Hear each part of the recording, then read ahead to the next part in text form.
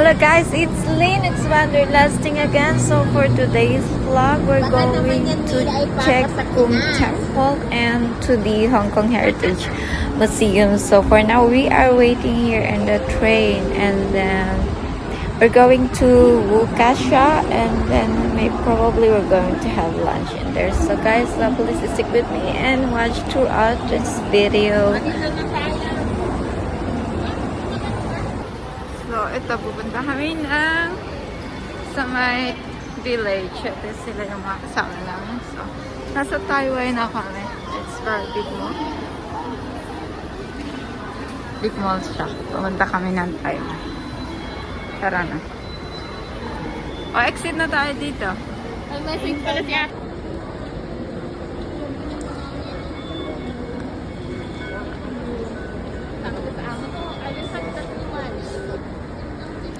Guys, if gusto niyo pumunta sa Chere Kung Temple or dun sa Hong Kong Heritage Museum, it just take the East Rail from Admiralty and take this Wukasha until you see the Che Kung Temple, and then take exit A, then turn to the left, then you can see those arrows and you can find your destinations. Okay. Then exit A.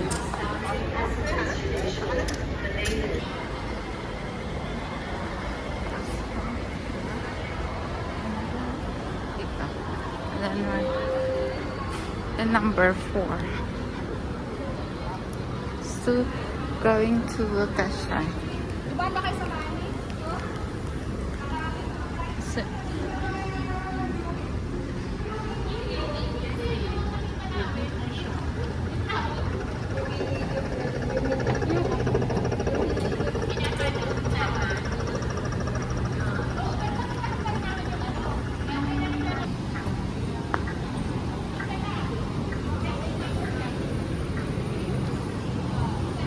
So, this is the MTR station here in Hong Kong. So we are waiting. So guys, Ankara. May mga upuan there's then for elderly, something like that. So we need to wait for the train to come.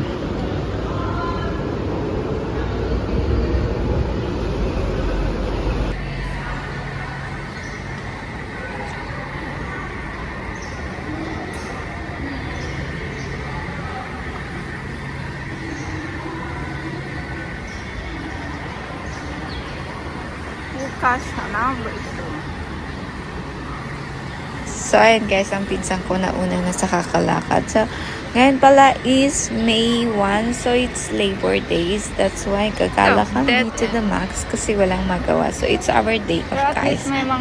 So, we're going to explore and have fun in Hong Kong. So, eto guys, kalawak ng mga platform dito.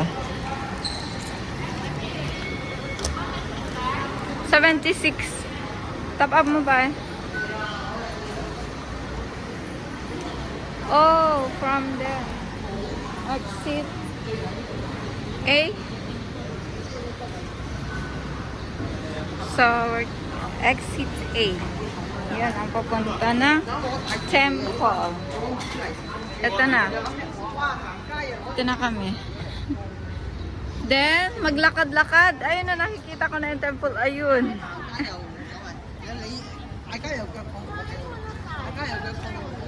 De, tara muna. Hindi pa kami gutom. Ati, baka may kainan doon. Dito yata, oh. So for now, hindi pa namin sure kung saan pa talaga yung way. So we are looking for a restaurant to eat para hindi kami magutom para sa pasyal-pasyal. So for now, it's our first time to come here. So here, now we ended up in here. There's a lot of bike in here. Anyway guys, pwede kayo mag-biking. Just rent out this bike. Those, I don't know how much per hour, but probably it's like around $40 for 4 hours.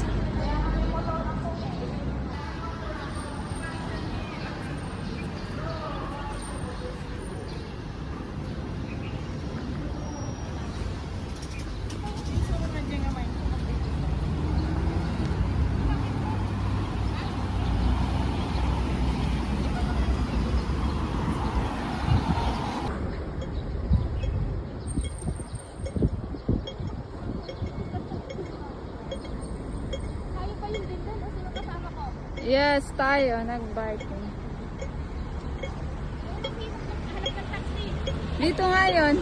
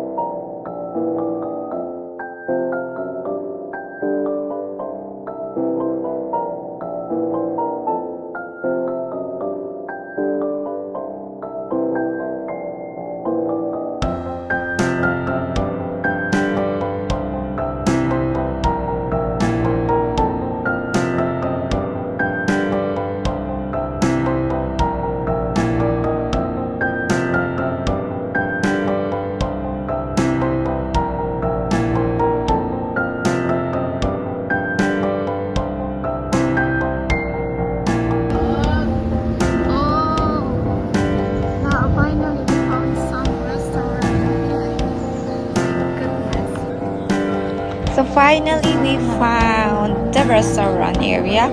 So ito, we're going inside to see what's we're gonna eat for lunch. I think this is all a lot of selections in here for food. So we are trying to find some noodles or a rice. So, ang gara ng palengke nila dito guys pala. Bilihan ng gulay, kanin sa gitna, and dito to my side by side is all restaurant. So, here, but this restaurant is self-service. You need to clean up your own kalat in the table, and you need to clean up your own table before leaving this table also guys. So, ganito ka-discipline ng tao dito sa Hong Kong. Like, you eat on the table and you clean up your own mess. That's it. So, it's very good. So, we are looking for a good food kasi super gutom na kami sa kakalakad. At saka kahanap na rin ng restaurant kung saan kumakain. So, ang ganda ng restaurant. It's very Chinese thing and super red. They like red in here kasi red color here is lucky, they said. So, these are cold noodles with some toppings. You can choose 2 or 3. It's depends on your preference, but for me, I prefer that chicken and chicken gizzard for the toppings, and some vegetables, and put maybe spice, some chilies to make the taste bit better. That's it.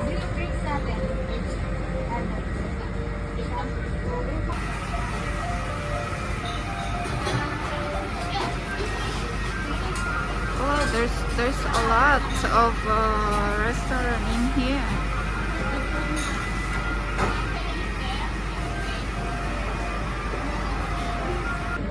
Ito yung lunch namin. Mauna na tayo? Sige na.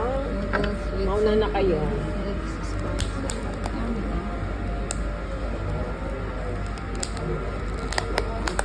So, kain tayo guys. Mukhang masarap naman ito. Ang daming toppings. May chicken, cucumber, cold noodles, and that chicken gizzard. Mukhang masarap siya guys. Of course, now let's eat.